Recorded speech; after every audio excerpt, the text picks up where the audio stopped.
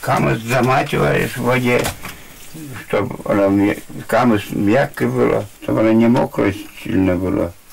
И смолой вот эту лыжу намажешь, приклеиваешь.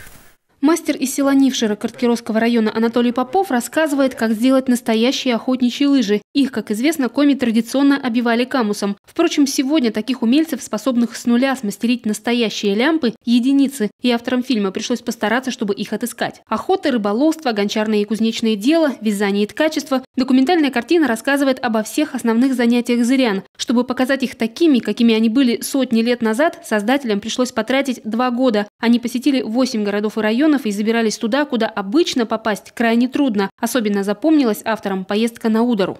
Мы в течение дня сплавлялись по реке Ирва на лодках и останавливались в близлежащих поселениях, проводили съемки там. И это было очень интересно, потому что в том числе мы посещали полузаброшенные деревеньки, где, например, живет только один житель с семьей.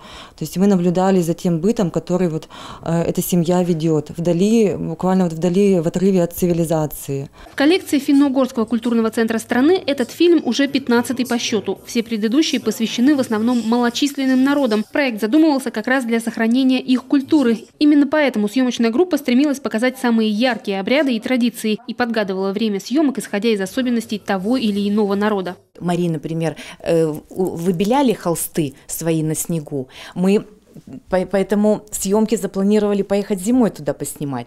А Мордва фильм, например, «Дары земли», там нам нужно было показать традиции земледелия мордовского народа. Конечно, мы запланировали съемки на май. То есть вот такие вот, как бы, ну, скажем так, планинги, да, в создании, в организации съемок. Посмотреть фильм о народе коми можно будет в интернете. Кроме того, диски с документальной картиной разойдутся по школам и библиотекам. Их можно будет использовать даже в качестве учебного пособия при изучении традиций и культуры зырян и просто показывать жителям республики, чтобы напомнить им, в каком необыкновенном крае они живут.